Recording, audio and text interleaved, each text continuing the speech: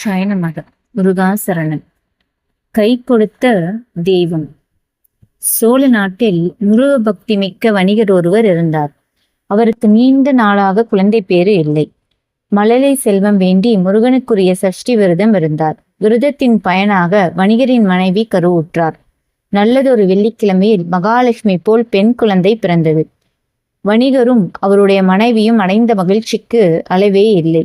கந்தசஷ்டி விரதம் இருந்து பிறந்த குழந்தை என்பதால் முருகரின் பெயரால் முருகம்மை என்று பெயர் சூட்டினர். முருகம்மைக்கு பக்தி உணர்வு இயல்பாகவே அமைந்தது. காலை எழுந்தது முதல் இரவு தூங்கும் வரை முருகா என்ற திருநாமம் அவள் நாவில் ஒலித்து கொண்டே இருந்தது. முருக பக்தி அவள் உணர்விலே கலந்துவிட்டது. கன்னி பருவம் அடைந்த முருகம்மைக்கு மாப்பிள்ளை பேசி முடிக்கலாம் என்று வணிகர் முயற்சித்தார். ஆனால் முருகம்மையை ஊரார் அவர் எந்நேரமும் முருகா சொல்லும் பைத்தியமாயிற்றே என்று வருகின்ற மாப்பிள்ளை வீட்டாரிடம் எல்லாம் சொல்லிவிட்டனர். பக்கத்து ஊரில் வாழ்ந்த தனஞ்செய்யன் என்னும் இளைஞன் முருகம்மையின் பக்தியை கண்டு வியந்து அவளை திருமணம் செய்து கொள்ள சம்மதித்தான். உறவினர்கள் முருகம்மையை மனம் செய்ய வேண்டாம் என்று தடுத்தும் தனஞ்செய்யன் கேட்கவில்லை. மகிழ்ச்சியுடன் வணிகன் முருகம்மைக்கு சீதனம் தந்து தனஞ்செய்யனுக்கு மனம் செய்து வைத்தான். கணவனும் மனைவியும் அன்புடன் வாழ்ந்து வந்தனர்.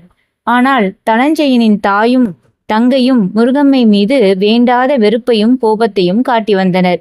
இவ்விஷயத்தை தனஞ்செய்யன் அறியாமல் இருந்தான். இந்நிலையில் தனஞ்செய்யனுக்கு வியாபாரத்தில் நஷ்டம் ஏற்பட்டது.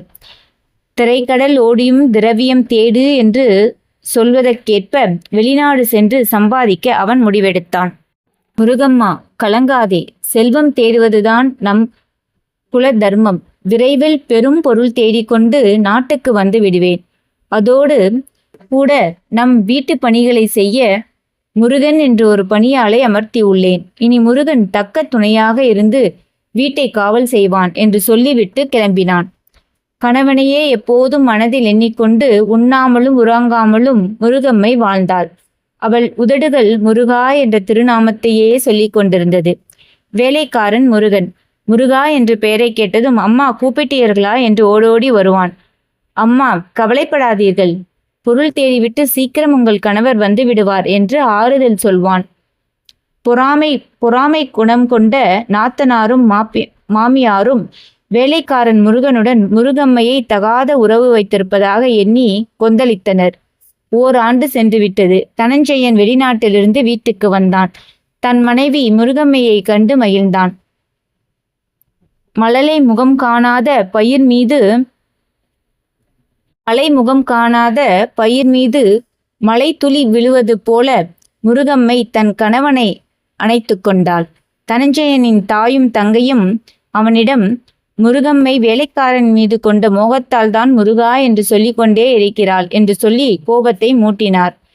கரைப்பார் கரைத்தால் கல்லும் கரையும் என்பது போல தனஞ்செய்யனும் மனம் மாறினான். தன் மனைவியிடம் முருகம்மா, இனி உன் உதடுகள் முருகா என்ற பெயரை சொல்ல கேட்டால் வெட்டி கொன்று விடுவேன் என்று ஆவேசமாக கத்தினான். முருகம்மைக்கு தனஞ்செய்யனின் பேச்சு பாம்பு தீண்டியது போல இருந்தது. பூஜை அறைக்கு சென்று முருகப்பெருமானிடம் கணவனின் சொல்லே எனக்கு மந்திரம் முருகா, இனி மறந்தும் முருகா என்று சொல்ல மாட்டேன் முருகா என்று சொல்லி அழுதாள். இதை தனஞ்செய்யன் கேட்டுவிட்டான். தான் சொல்லியும் முருகா என்ற வார்த்தையை உச்சரித்தாயா என்றவன் கடும் கோபத்துடன் வாள் எடுத்து முருகம்மையின் கைகளை துண்டித்தான். வலியால் துடித்த முருகம்மை முருகா முருகா முருகா என்று கூவி அழைத்தாள்.